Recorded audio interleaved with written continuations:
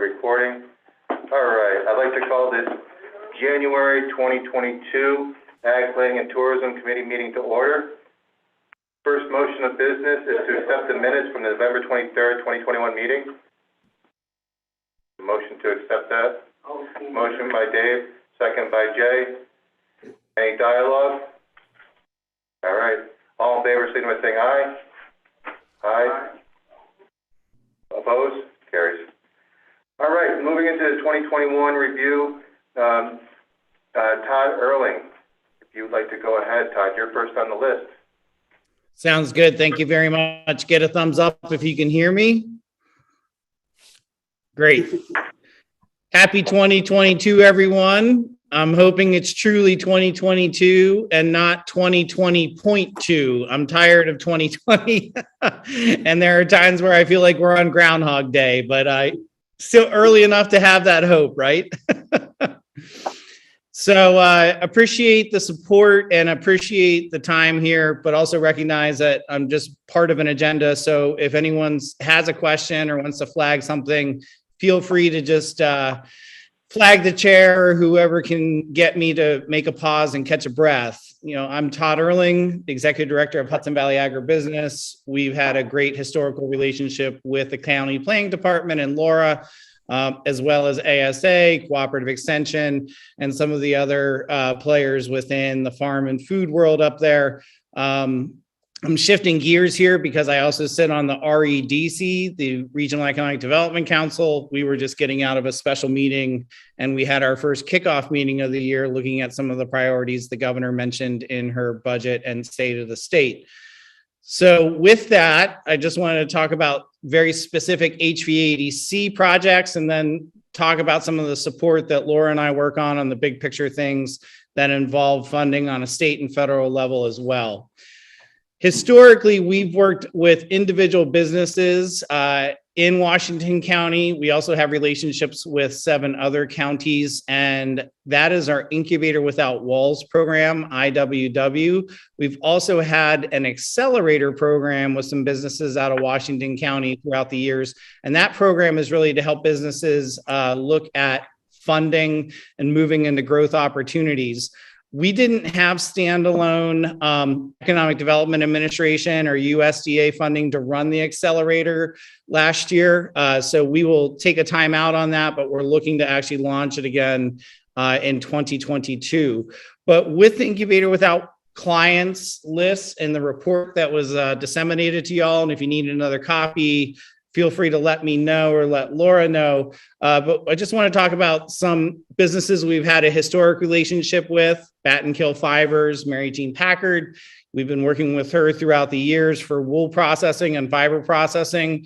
That's actually a significant service, not only to Washington County, but also to the Hudson Valley and the Northeast in general. She is actually a commercial processor for fiber on a scale that really doesn't exist in the Northeast. You have to go up to Canada or get down into the mid-Atlantic to get to some other peer group processors for her. And we interact with Sheep and Wool Festival participants from all over the country as they come into the Hudson Valley. Dutchess County and Washington County have hosted historic events where they draw not only customers, but also producers from across the country. And Mary Jean is truly a bellwether business in that realm. And I just want to recognize that.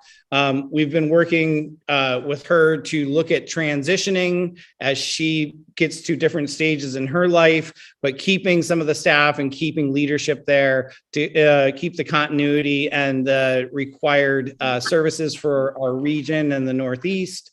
We also work directly with some generational transfer with Boost Blend Compost, working to get from the older generation to the younger generation, continuing some continuity, making sure there's not only legal stability there, but also financial stability. And you can see these right in the report that we had, but I just want to touch on 2 others specifically while I'm talking to you. And that is the Comfort Food Community, Devon, and the project in Greenwich. pretty significant opportunity there, not just for the services he provides, but creating a true hub and a community center, not just for the immediate community, but the county and the region, both on food security, but also on some potential food processing and hosting infrastructure for our food entrepreneurs and for farmers and market opportunities. And then on that same idea, Cody Kilcoyne has been working with us on a larger scale meat processing facility. I know with the pandemic and with a lot of other things that we've been going through over the past 2 years, meat processing has been in the news, in the media. This would actually be a pretty significant opportunity. They have beef that they raise on their own that they are currently having processed in multiple different facilities throughout the Northeast. This would give them some stability to be able to know they have slots, control some of the flow, but also plan better. You know, when you're finishing beef, you're looking really at 8 to 24 month window or 18 to 24 month windows. Unlike when you're smaller, you know, hogs, lamb, goat, when you're in more of a single season. And so there are some opportunities coming up, not just with federal funding, but we think also with some private funding, since we have seen this as a priority project within the food world and in the larger supply chain management issues that we've all been hearing and experiencing ourselves. Bigger picture projects that Laura and I work on, we do have a loan fund that we're an intermediary re-lender for Empire State Development, and that can complement some of the other loan funds for farm and food businesses in your region. I also want to talk about the Hudson Valley Bounty Program, which really matches farms and market opportunities. It was launched originally as a farm to table matchmaking program. It actually helped pivot through the pandemic to help people understand where farms are at farmers markets, because we did keep those open mostly throughout COVID, as well as community supported and other subscription services. So really, you know, having a great database of over 700 farms and different market opportunities for consumers to get directly what they need. And then also our monthly newsletter, which we put out and has actually been getting great accolades. Anyone here interested in it, you can sign up for it or just let Laura or I know. But some examples of that, you know, in the past, Lavin Lair and Argyle Cheese Farmers, you know, winning some of the SUNY business plan competitions. South Dominion Vineyard, Locust Grove Smokehouse, just some of the businesses that we've highlighted working on in that. And then bigger picture things, you know, we actually secured through a subcontract of Vermont, a Northern Border Regional Commission grant award, where we were Washington County being one of the Northern Border Regional Commission's qualifying communities, along with Rensselaer and Sullivan in our footprint. We were able to offer some, oh, that was my dog, sorry about that. Offer some of the federal funding for technical assistance and direct one-on-one work. And then with that, we actually connected with a much larger group in New England, and we were one of the founding members of the Agricultural Viability Alliance, which allowed us to be competitive for those funds out of Vermont and bring those federal funds down into the Hudson Valley. Last thing I just want to talk about is some of the work we've been doing on a federal level. Hang on one second. I'm just going to mute you. I have someone coming up to my house. All right, that's enough. Leave it. Leave it.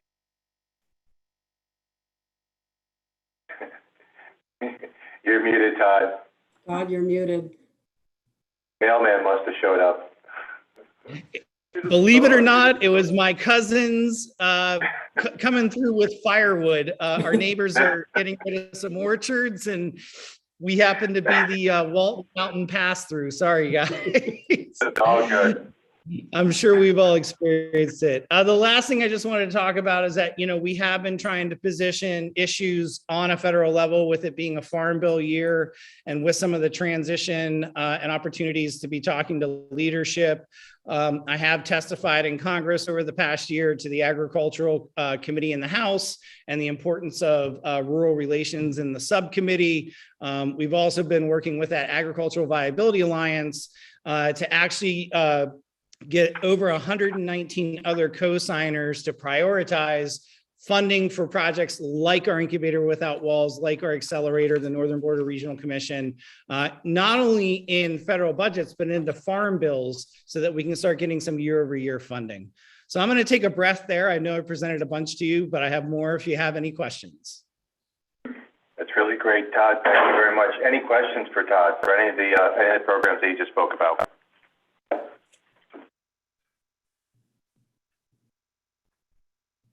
Give it another second. Awesome. Thank you very much, Todd. Anything else you want to add? I just want to say, you know, anything that you guys see happening, I mean, one of the things we pushed with the House Ag Committee, having direct testimony from Secretary Vilsack last week, was actually some dairy farmer priorities we've been hearing about, which was the whole milk lunch programs and the lack of the fact of whole milk being in school lunches. So things like that, just flag for us and let us know, because we do have the audience right now, not only for Representative Stefanik and Congressman Delgado, obviously our senators, you know, on a federal level, but because we're working with Senator Leahy and because we're working with some of the other groups and on a national level, we can start really getting some of that, you know, beyond just what we're always kind of hearing day to day. And we've been partnering with Farm Bureau and some of our other, you know, peer groups. So the National Farm Viability Conference was the ability for us to kind of highlight some of that stuff. And we just want you guys to know that we're here for you. And if you have an issue, let us know. Brian. So Todd, as you know, Pennsylvania has their deal on whole milk and everything. Is there any push to take that national? Because that one seems to make a lot of sense, and it would take a lot of supply away. And at this point in time, as everyone knows, the ag community is the first to go and the last to come back. And the time that we're in right now, we might be years away of ag coming back as strong as it needs to be. I mean, whenever a slaughterhouse has a problem with COVID, the beef goes down at the farm, up in the store, and it never comes back down. But it keeps getting, and the farm, it just gets back to where it was, and then goes down again. So the farmers are taking an awful brunt on this one. Are they addressing either situation? Are they going to look at Pennsylvania's plan going forward? Are they going to look at how they can take care of farms to bridge that gap? Because 1 out of 5 used to be what they said, but now it's about 1 out of 15 that you have a good year. Yeah, so we've pushed on a couple fronts with that, not only the whole milk and the school lunch program, but also, you know, we've really been pushing to actually have a pricing hearing. You know, there hasn't been one recently, and you know, I've been working on this for almost 20 years. Brian, you and I have known each other working on this for almost 2 decades. And so while we have the ear of the secretary and while we have some momentum, you know, really looking at some pricing hearings and Pennsylvania, New York. I mean, many of us are in a very different production price issue than other parts of the country because of scale and because of cost of living in the Northeast. And so those are one of the things that we've really been pushing on. If we can get Pennsylvania, New York, New England working together, you know, we can actually push back a little bit on some of the larger pricing issues that, you know, we tend to get snuffed out on, whether it's California as a standalone pool or some of those Western states like Idaho that don't have all the high costs that we have. Well, that and our product doesn't leave the Northeast either. Exactly. Yeah, I mean, that's the whole point, right? Within about a 6-hour drive of my office, we have almost 60 million mouths. So, you know, if we can keep it here and keep those families and those markets supplied, you know, let's have that cheaper and less expensive product, you know, that we're competing with kind of in other markets or pushed out internationally. I'm hoping some of the Canadian movement that we've heard recently can help us too, Brian, especially being over here in the Northeast. Yeah, and they can keep the coconut milk down in California. Well, plant product, right? It's not really milk. Juice. All right. Any other questions for Todd? Go ahead, Laura. Yeah, so I just want to point out on an annual basis, the way that we have typically done this is Todd comes and does his end of year summary, and then we have a contract renewal that we typically vote on. Now, the past couple of years, we've just been doing it on an annualized basis, but we have also historically done a 3-year contract, so it's up to the committee. I do need to ask for a resolution to at least extend the contract through 2022. But also if the committee wants to consider doing it as a 3-year contract, we've done it that way in the past as well. What's the harm in doing a 3-year? Done, I'll move it. Okay, Brian moves 3 years. Second? Second by Jay Skelly and Dave O'Brien, Paul Ferguson. Any dialogue to that? Go ahead, Al. You get a waiver from the procurement. Oh yeah, I always forget that. Brian, you made a motion for a waiver for procurement? Or is that just, that's just in this? Okay, all right. Okay. The downside would be if Mr. Erling doesn't come back and talk to us every couple of months. Yeah. I hope my record speaks for itself, but you guys know where to find me. What do you say, Roger? I'm saying, I think your contract's gonna have a requirement that you do it at least once a year. Yeah. I don't know, but just, Yeah, the contract actually says he doesn't get paid unless he presents us with a report and a presentation. So good motivation. Yep. I don't know who put that in there, but. Smart guy. And I'm in hopes if there's anything on the, the farm bill front and everything, you will address us directly anyway. Absolutely. All right, any further questions or dialogue? All those in favor, signify by saying aye. Aye. Opposed? Carries. Thank you very much, Todd. Appreciate that. Stay safe, everyone. Thanks, Todd. Thanks, Seth. All right, moving on to Beth Gillis with the Lake Champlain, Lake George Regional Planning Board. Hi, Beth. Who? Hi, everyone. 2 days Thanks, in a row. What's that? 2 days in a row. I know.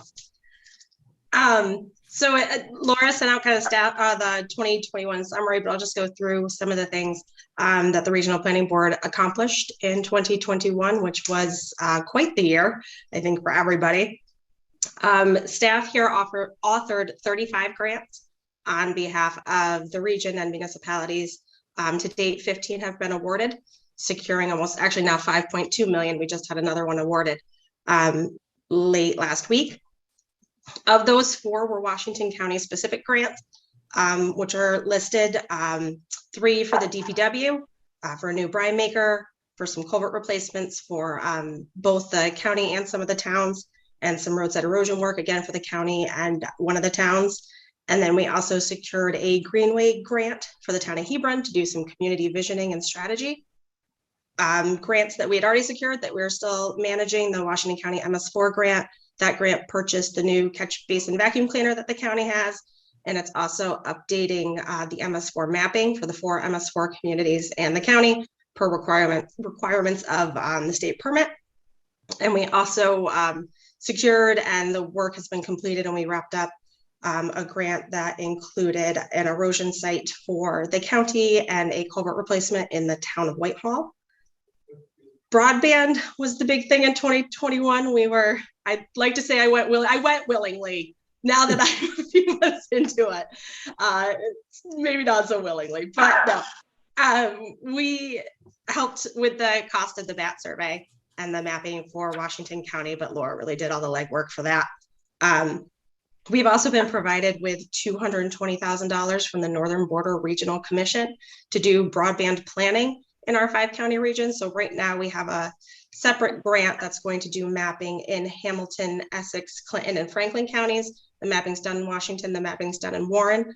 So we're going to take all of that mapping and procure a consultant to put it all together and really find out strategically where we need to go to get broadband to the places that it needs to be. So I think everybody's pretty familiar with the reference of Swiss cheese, of just little pockets around all of the counties that don't have broadband access or qualifying broadband access. So we really want to take that regionally, look at in the big picture, and then do like a phased deployment plan. And so that's what we're going to be doing with that funding in anticipation of the federal funding to come out for broadband deployment, hopefully the end of this year. We also authored the... Beth, before you go on, what's the timeline on the mapping from the other counties up north, Essex and them? We're going to start next week. Okay. How long putting together the mapping of that? We gave them until April 30th. Okay, perfect. Thank you very much. Appreciate that. Yep. So, the goal is to have this deployment plan done by October 1st, which is the new federal fiscal year. That's a really ambitious goal, but I think it's important to have really that strategic laid out for broadband deployment across our region. It just makes us more competitive. It makes us just more organized overall. And then we also authored the $20 million NTIA grant. It was supposed to be announced in November. They keep pushing it off. There hasn't been an award announcement yet. They said early 2022. So whatever that means. But we'll be sure to let you know when we hear either way. Various planning efforts. We finished up our Forward Together Economic Resiliency Plan. This was the $200,000 EDA funded plan. It was the grant we got right after the pandemic began to really look at economic resiliency throughout our region. And so that's done. It's on our website. Everyone will be mailed printed copies shortly. But if you want the digital copy, you can find it on our website under the Forward Together initiative. We've kind of taken it. We've got 6 economic imperatives. One's connecting our people, which talks about infrastructure, so broadband, wastewater, drinking water, transportation, childcare, main streets, workforce housing, entrepreneurship, and career building and upskilling. So that's really, those are the kind of 6 categories that we're going to organize our work under going forward in the next few years. There's 39 projects laid out specifically in that plan. We've already started working on some of them. Laura was part of the committee that helped us put that together, and she was a huge help and a great voice for Washington County to make sure that things got into the plan, especially ag community issues that were also looked at in that. So the Village of Whitehall Green Infrastructure Plan, Allison's finishing that up, and we're also applying for implementation funding for that. We submitted a EPA Outdoor Rec Economy grant for the Village of Granville. Haven't heard on that yet. We assisted the IDA with their energy park feasibility study and to secure some funding. We're working on the Lake George Action Plan, so that's going to finish up in 2022. Chris has been helping the town of Hebron with a USDA application. And Allison has been sitting on the Washington County Planning Agency. And as far as our loan program, we gave 4 loans to Washington County businesses in 2021. Only 1 was a COVID-19 loan, 3 were regular loans. And so right now we currently have 9 Washington County loans in our portfolio. If anybody has any questions, please let me know. You'd mentioned there COVID loans. Is there still funding out there for loans for COVID relief? Yes. So our funding's available through June. Okay. We changed the terms from the original one. So now it's 0% for the first 12 months, 1.9 up to 10 years. So there's information on our website. We actually kind of rebranded it the 80K Resiliency Fund. And so like I said, it's on our website, or you can just give me a call or give my contact info to anybody you know, and we'll certainly be happy to talk to them. Now, go ahead, Dave. So I wanted to mention that if you hear businesses that need some COVID assistance, this is a good fund. Reason is that the funds aren't distributed to the regional planning board until we make a loan. But as that money comes paid back, it stays in the regional planning board's loan portfolio so it can reallocate it. So I think we have about $1 million, a little more than $1 million still to loan. And we'd like to loan that money so it will come back into the regional planning board's coffers for distribution and loaning ability to other needy businesses. And it wouldn't be a COVID fund, it would be our normal loan fund, so that the requirements would change a little bit. But it would still be additional money we don't have to loan out to businesses. Thank you, Dave. You had your hand up? I just wanted to share with the committee, because there are some new faces around. Washington County has a financial relationship with the planning board. We pay the bills and they pay us to do that. And it's not often I get to share good news. So one thing I wanted to make the committee aware of is under the leadership of Beth and Chairman O'Brien, in 2018 their operating fund had about $180,000. And this year they're just shy of $500,000. So between June of 2018 and December 31st of 2021, they've been able to make that operating fund really stable based on all the hard work that they put into the new positions, the grant structures, and being a little bit more aggressive. So I congratulate Beth and Dave on all of our hard work. Thank you, Al. 3 times. Al, you've actually been a bright, shiny bulb for the last 3 or 4 months, so. Yeah. Don't get used to it. Yeah, I know. I'm waiting for the market correction from Al, no less. Laura, go ahead. Dave or later. You have to do the best song here with me, Chairman. So I want to take a couple of minutes to make sure that the committee is aware of the importance of the local and regional partnerships that we have. We've talked for quite some time about the fact that as we see declining workforce, we see declining access to resources, it becomes more and more important to find partners to work together on. So, I mean, just sort of to use an example, the Hebron plan that Beth talked about. You know, Hebron had approached me and said, we have this issue, how do we solve it?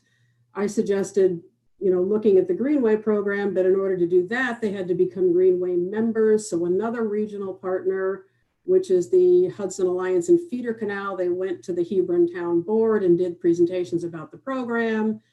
And then Lake George, Lake Champlain stepped up to the plate, and once they were members, actually wrote the grant. So that, I mean, projects like that take communication across a lot of agencies.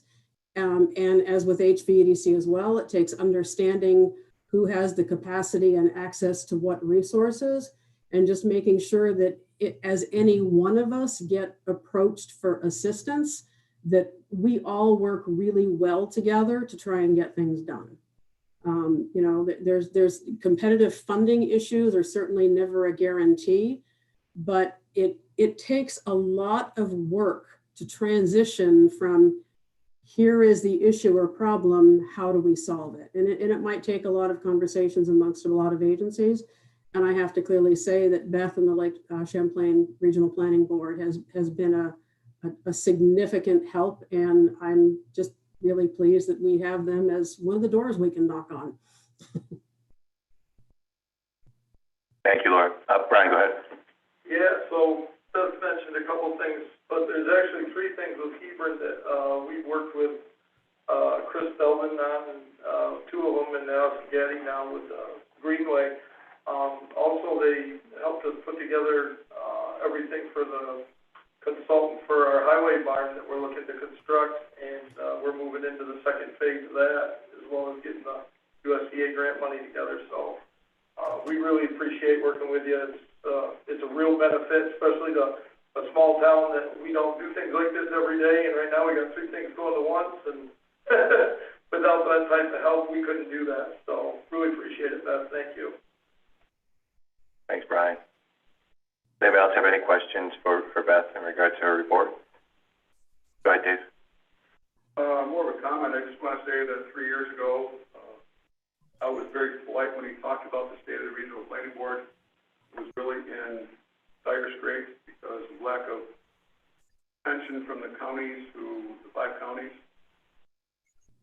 That's been turned around. But the Regional Planning Board had a very narrow focus back then.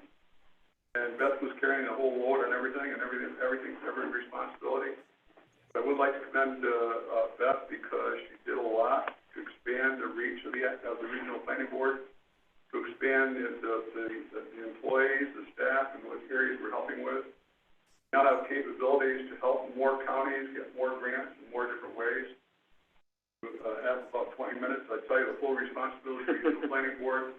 But it is very diverse, and sometimes if people don't know it, I'd be glad to talk to them about it, or Beth would be glad to talk about it. But I want to thank Beth for her efforts, and we're still looking to hire 2 more people because we have, we actually lost 1, but additional business person to take over some of the loan responsibilities from her. So right now, Beth's doing about 4 jobs by herself. So thanks, Beth. Thanks, Dave. Beth, did you want to add anything else? No, I'm all set. Thank you.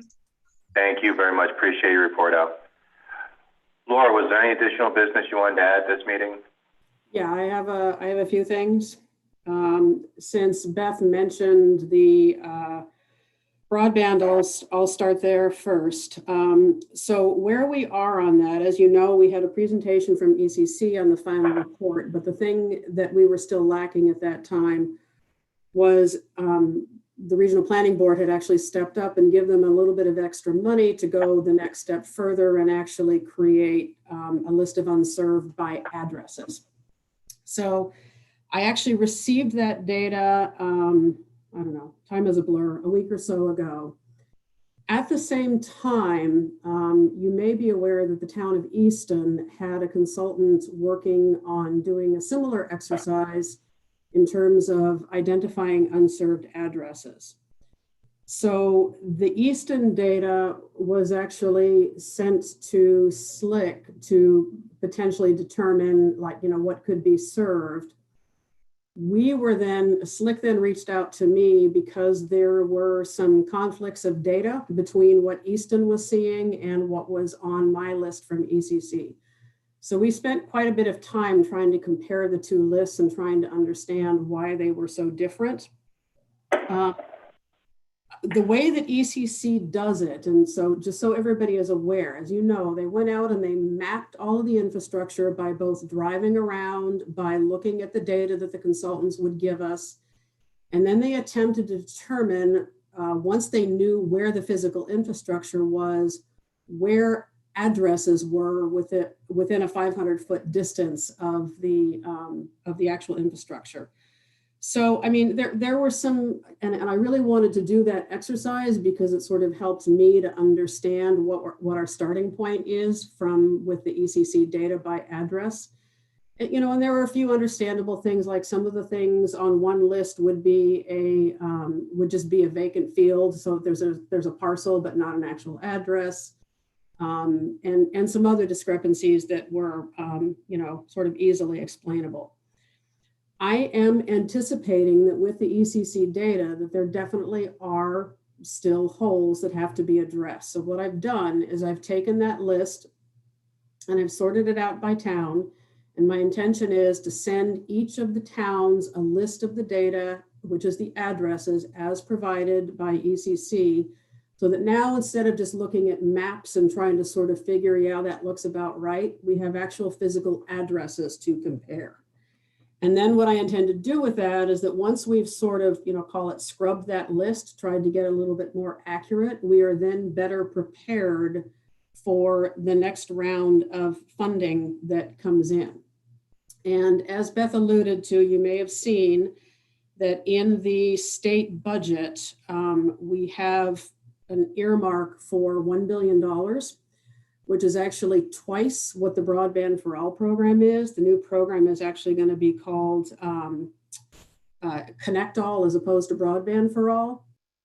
And it's actually got two different focuses. One of them is going to be to subsidize and create affordable internet. And then the rest of it is to actually fund the development of new infrastructure. It's unclear how that's going to work. The state is creating a new broadband office through ESD. And I believe the current broadband office will then report to that. I'm still fuzzy on how all that's going to work, but the office has to be created.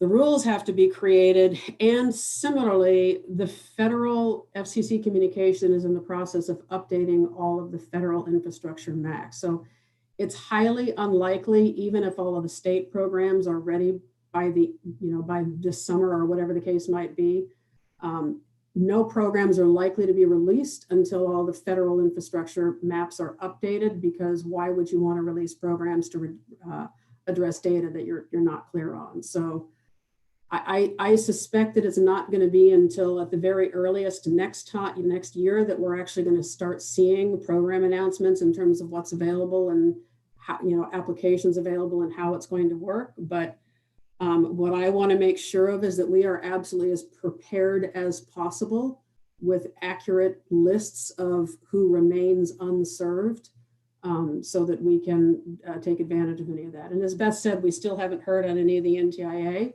That hopefully happens pretty soon, and then any of those that get served can be eliminated from the list. But just be aware, I'm going to be sending to all of you a list of addresses so that you can, whatever you want your process to be within each town to review those. Let's see. Okay, so I think that was all I had on broadband. Any questions on that? Go ahead, Dave. So, Laura, we talked about this, I didn't know if you had looked into this at all. There's actually another segment of broadband that has some issues. And going back to when towns were cable 20, 30, 40 years ago, it was full of copper, and some of that copper still exists, even in some of our larger towns like Kingsbury. Has there been any talk about upgrading some of those old lines to fiber to improve it? You hear stories that from Kingsbury, different areas, people just can't get reliable internet because it's so slow and because of the old outdated system. So I can only say that, I guess there are a couple of schools of thought. Within the state, there are people who are strong advocates of creating as much competitive infrastructure as possible. But there's also a number of people, myself included, who believe before you start talking about getting multiple providers in an area, let's worry about getting reasonable internet accessible by somebody to everybody, i.e. let's take care of the unserved first. So it's, as the state creates its programs, it's unclear how all of that is going to work out because, I'm not really sure what the, they're setting aside state money to create this office, and I'm assuming that the office will actually create the program and rules. But Spectrum, for example, Spectrum has fiber in some places and they have cable in some places. Internet, high-speed internet can work and does work very well on their actual coax cable. The difference is fiber has almost unlimited room for growth. So in terms of speeds, if we're talking about thresholds of like 100 up and 100 down, cable can do that as long as you said, it's not old failing infrastructure.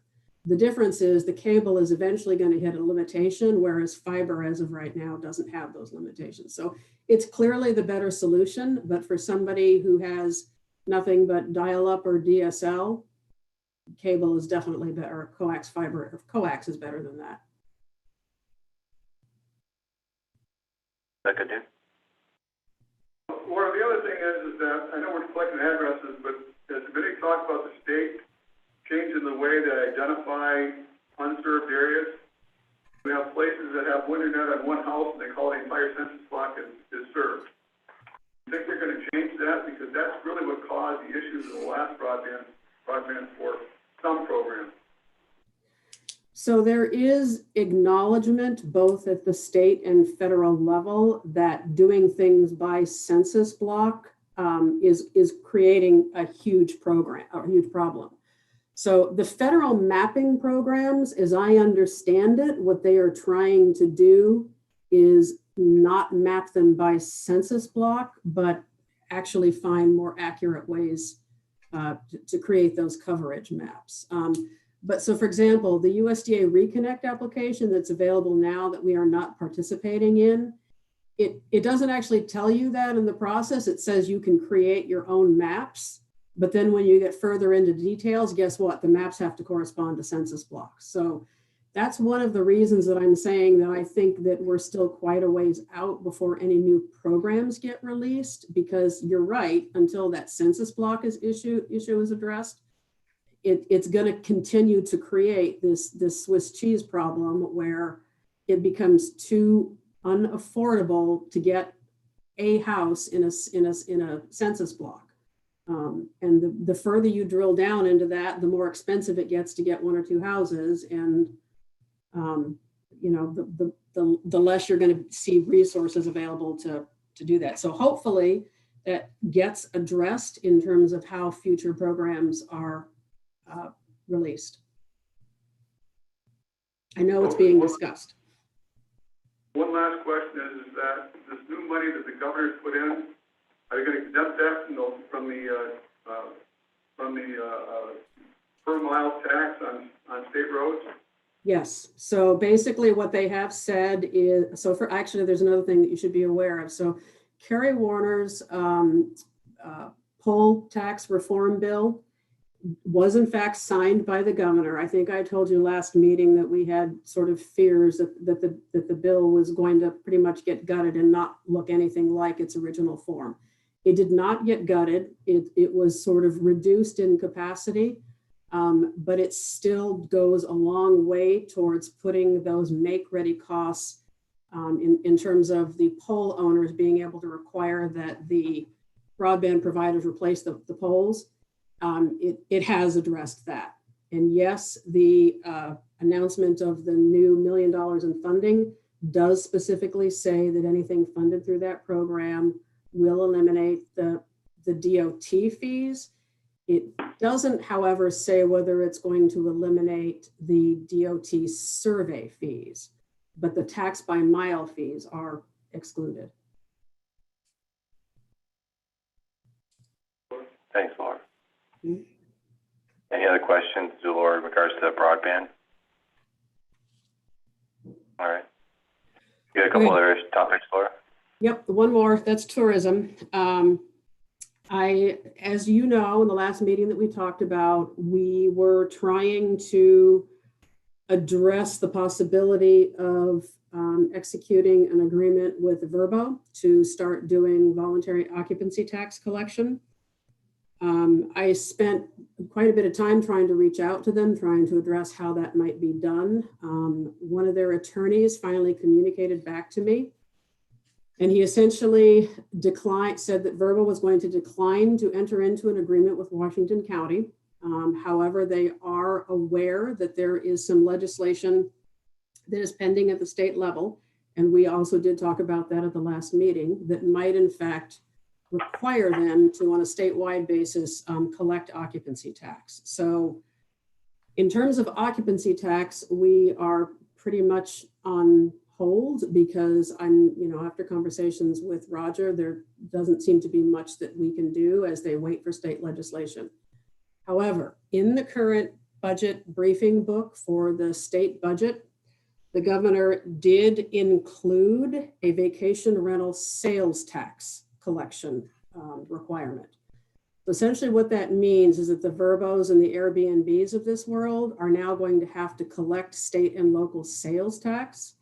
And similar to other sales tax that the county collects, it would then be remitted back to us. Now the sales tax is nowhere near, and I have no idea, Jimmy, you might be able to address this a little bit better, but I don't have any way of sort of speculating on what kind of revenue that might generate, because again, it's sales tax based on items that would get added to the rental of to the vacation rental.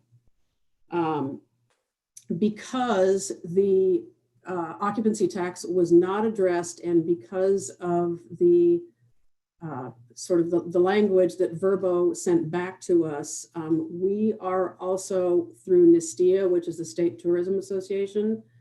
We're essentially trying to use that language, documenting that Washington County is now in the position of losing up to $100,000 a year in occupancy tax revenue because we're being put on hold by this.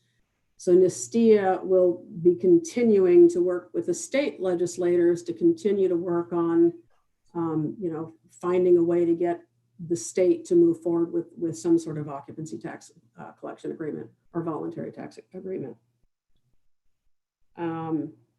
Any questions on that? So I wanted to better understand the sales tax. So the sales tax and the way you explained it is that it's on anything additional to the rental, not the rental itself? Correct. And that's what I'm unclear on is, I know that there are instances where sales tax is applied to a vacation rental. I'm just not sure exactly what items are taxable and what are not. So I'm not sure how to project that potential revenue out. I mean, that was the confusion to me, is you have a property where landowners and property owners are paying property tax, and now you're going to put a sales tax on a service that they're providing. Are you going to offer them, force them to complicate their tax filings on that. So appreciate that. I guess I offer wood as an additional service, so I guess the wood would be taxed, or I'd have to interpolate the tax out or something like that. So that's the only additional offering I have inside of my Airbnb. So that's what you're referring to, like an additional service. That's what I'm assuming. It's very unclear. There's no specifics, and again, the budget hasn't passed yet, so presumably they'll drill down those details.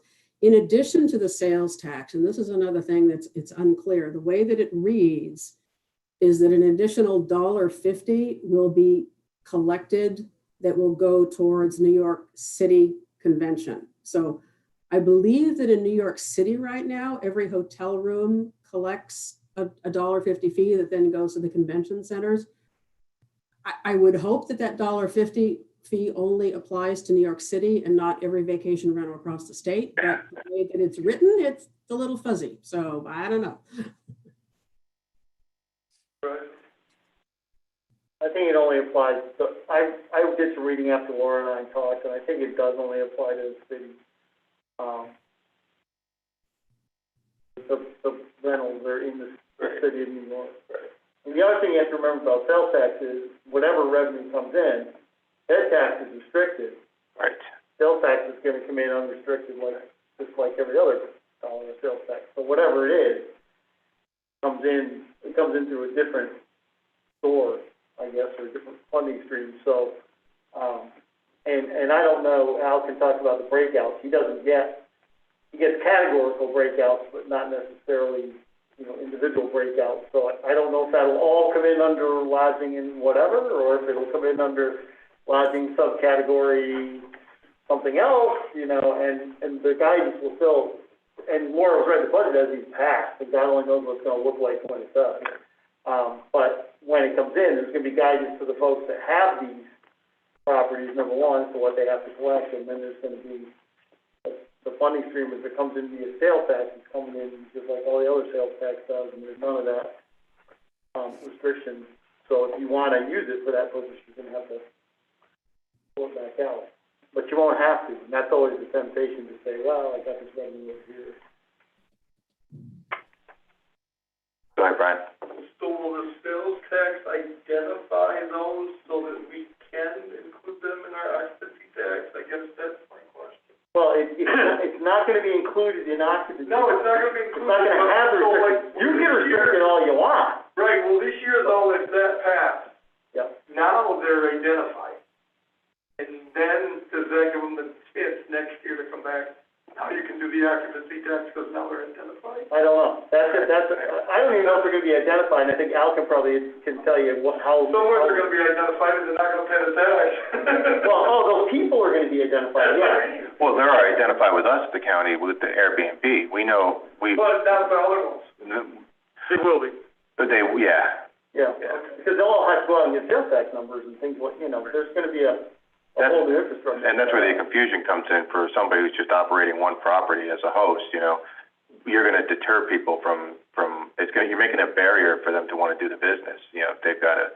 But I mean, if the short-term rental applications are the ones pulling the sales tax revenue, and you don't see anything, it's a free and clear shot. It's just your tax filings at the end of the year for your residential property being used as a short-term rental. It's going to be more on your taxes on the end of the year and how you file. So I'm sure the state will make it easy on the homeowner too. I would imagine. I would certainly hope so, because the state's going to see more revenue out of this. Yeah, according to this, the only ones who are collecting it are those entities who are vacation rental like marketers, so not directly from homeowners. And the only exclusions are from people who rent their own property for 3 days or fewer in a calendar year and who do not use a vacation rental marketplace provider to facilitate the rental. Right, so if you're still going that route and you have residual vacationers that come and you just take a cash or a check from them, you might be able to skirt the system, but it's very few and far between on those individuals now, because the market's there with the... They're going to be totally identified. Yes. Well, here's the other piece too, is there's other applications out there aside from VRBO and Airbnb that many individuals have used for years and are still going to continue to use. But the impact, I mean, the amount of percentage of what that encompasses versus the rest of the short-term rental applications being used is minute. It's an extremity. So that made sense. I mean, clearly the majority of, if we had a voluntary tax collection agreement in place, the majority of revenue would be from an occupancy tax, not a sales tax. But presumably there will be some revenue, but I have no guess as to what that might end up being. Ultimately, it just makes it harder on the person who's hosting or using their property as a rental. Go ahead, Al. Yeah, I have a sneaky suspicion that this will creep in much like the internet sales did. So it started with, oh, Amazon's going to pay us, and then, oh, there's some third parties that are voluntarily paying us, and then, oh, you're all going to pay us. I think you may see this Airbnb and VRBO creep along that same kind of trajectory like the internet sales did.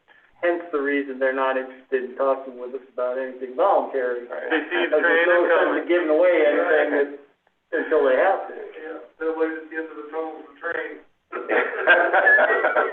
Well, you certainly don't want to agree to something that might be worse than what you actually get. Right. So why negotiate against yourself? So there's absolutely no impetus for them to enter into any more voluntary agreements because they're waiting to see what happens with the landscape. And there are lots of places that don't like the RV. When you talk about making it difficult for the property owners, there's a lot of places that want to do that. Right. Because it's killing the housing market in a lot of places, and the city's one of them. And so if there's ever going to be an occupancy tax or more regulation with VRBOs, it's going to come from that area because lots of apartments are being sucked into that marketplace and taken out of the housing market, and it's happening in Lake Placid and other places like that as well. So maybe that is their goal, I guess. So maybe there is a good side to it to make sure that doesn't keep happening. Well, they're losing OCC tax inside some of the metropolitan areas, and that OCC tax will be pretty substantial. So that's definitely the concern. That was the concern up in Lake Placid, was that they were, they were having 100% sellouts, throughout all their hotels, and then Airbnb started opening up, and they saw a reduction in occupancy. So even though their rates were still going up, which occupancy tax is on top of the rate, they were pushing rate and but still falling behind in the occupancy, whether it's 2 or 3%. That little bit adds up, throughout the year. Anything else, Laura? Go ahead, Sam. No, this is separate besides that. So if Laura's got something else, go ahead. That's fine. Just one more quick thing. So Washington County Fair, as you know, both from the stimulus committee side and from this committee side, we've talked about the possibility of supporting them as they need help with infrastructure development. There's septic wastewater issues. They need broadband and several other projects that are on the table. So we worked with them last year to do an NBRC application. It was not funded. In conversations with them recently, there is some funding left. It's federal funding. It's EDA ARPA funding in a category that is specific to travel, tourism, and outdoor recreation. It requires some preliminary elements such as engineering, et cetera, which according to the fair, they believe that they have. So having said that, the way that this particular application works, the nonprofit can apply for it, but it has to be in cooperation with a municipality. So the grant itself will allow them to ask for between 100,000 and 10 million and requires a 20% match. So I've told the fair that they would have to commit to the match. We might or might not be able to help with stimulus funding if the project is actually awarded, but going into the grant, they're going to have to commit to the match. What it requires from us is simply a resolution or a letter signed by the chairman that says that the fair is acting in cooperation with a municipal entity, which in this case would be the county. But the burden of the application and the costs, et cetera, would all remain on the fair. We're just basically saying, we are working with them. We're a municipality and we support the project. I entertain a motion to move that. I'll make a motion. So moved by Brian, second by Dave, second by Dan Shaw and Paul Ferguson as well. Any further dialogue on that? Go ahead, Brian. Yeah, Laura, would you clarify the part on the match again, because I didn't quite get that. So they can ask for between, minimum ask is 100,000, the maximum ask is 10 million. The grant will fund 80% of the project and the applicant has to fund 20% of it. So depending on what the total cost is, let's say that the cost was $1 million, then they would have to provide 20% of that. 400,000. So is the applicant considered us, them, or both, or either? We're The the lead agency, they're the applicant. Right. So I'm waiting to get from the fair specifics. There are two things that we're looking at including, and there may be more. I've suggested calling it a capital improvement infrastructure project for the fair, which would allow us to throw in broadband, which, as we all know, is along with everybody else, it's a problem across the fairgrounds. And also they need upgrades to the septic and wastewater system. And they have the engineering for the wastewater. The broadband is in proposal form from Hudson Valley Wireless, but we should be able to get them to complete the preliminary engineering work that has to go in. What I'm not sure of, and I'll have to have further conversations with, is if anything besides the septic and the broadband is going to go in there. So I have ballpark numbers from them, but I haven't seen what the final application numbers are yet. Well, it might be a go big or go home moment if they really think they can incorporate all those things, huh? Yes, I will say, I believe this is federal EDA funding.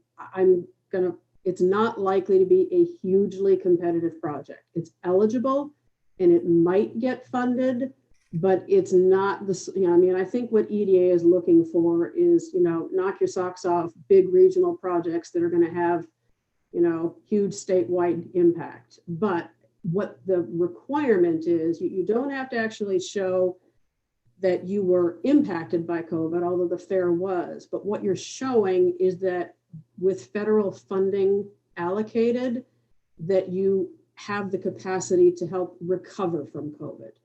And from the STERIS standpoint, in order for them to continue to expand use of the site for different events throughout the year, they have to invest in that infrastructure. And until they can invest in that infrastructure, they're going to continue to be behind the 8 ball in terms of all the money that they lost because of COVID. Thanks, Laura. Mm-hmm. Anybody else have any questions? Go ahead, Sam. Yeah, this is not in reference to that, but I've got Tim standing by here. I would just like to say that Tim called and reached out to our governor's rep to discuss the mask mandate and the issue that came up last night. For further clarification on it, to make sure that I quoted it properly, Tim reached out to make sure we were okay on that.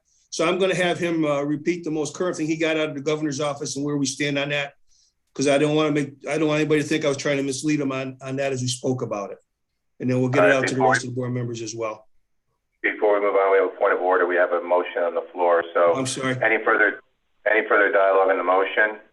And the motion again is to be the lead for Washington County Fair for 20%, 80 match, 20% provided for this project, this grant that Laura outlined.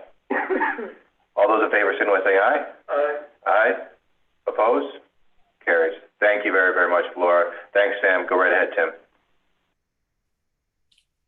All right, good afternoon, everybody. Just to follow up to the discussion that occurred at the end of government ops earlier. So relative to the state's mask mandate or that mask requirement that was out there that the stay was issued, or I'm sorry, the stay has not been issued as of yet, but that was struck down in the Nassau County Supreme Court yesterday. That is, again, going to appellate division this afternoon for review and the potential of a stay. And that is relative to the entire mask mandate, not just to schools. The reference earlier in government ops reference just to schools came from the instruction that was issued by the state education department to our school partners that they should continue masking until further notice or anything came out of that. Roger can talk to anything else relative to what's actually going on in the court proceedings, but from the public health aspect for right now, I mean, certainly they're continuing to just advise everybody that they should be following the CDC guidance, which recommends masking in indoor public spaces. So the chairman just wanted me to clarify that for everybody out there. Go ahead, Matt. I think that clarifies things pretty well. I don't think we need to bring it up in another committee to discuss. That's very clear. Appreciate that, Matt. Thank you. Could we please do this at every meeting? Because I thought everyone was really, hard into that. I hate to put it to bed that easy. Moving along. Thank you very, very much, Tim. Thank you, Chairman, for bringing that forward. Before we close, I wanted to show everybody, if you hadn't got a chance to get these yet, the new flyers. Really cool, tri-fold flyers promoting our region really well. I think the marketing team did a great job, Laura, taking some of our suggestions. They have pictures in here from that aren't stock photos of the waterways. Great pictures outlining our arts, history, theater, and music.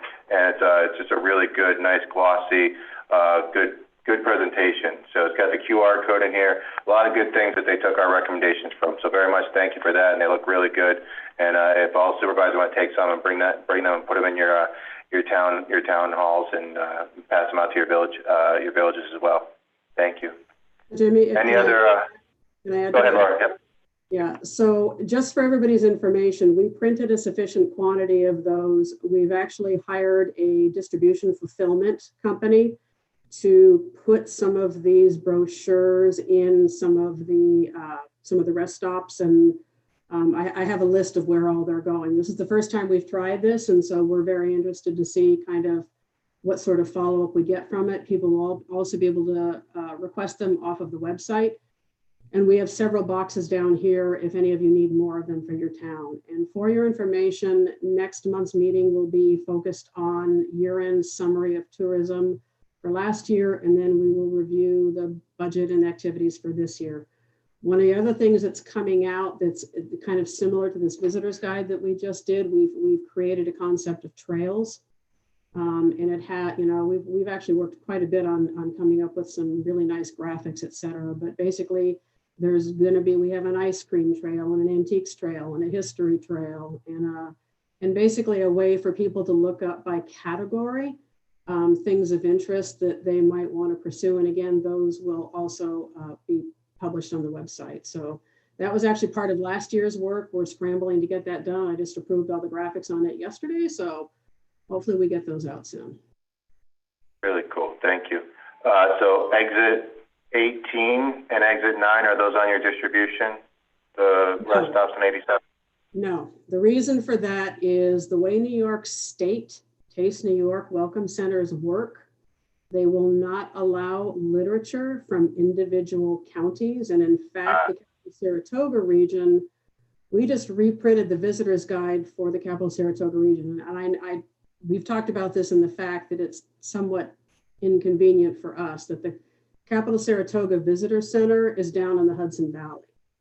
We reached out to the Exit 18 Visitor Center and they said, well, even though we're not technically supposed to give those out because we're not Washington County's Welcome Center, they're keeping boxes of the Capital Saratoga literature to hand out when people want it, even though they can't put them on the racks.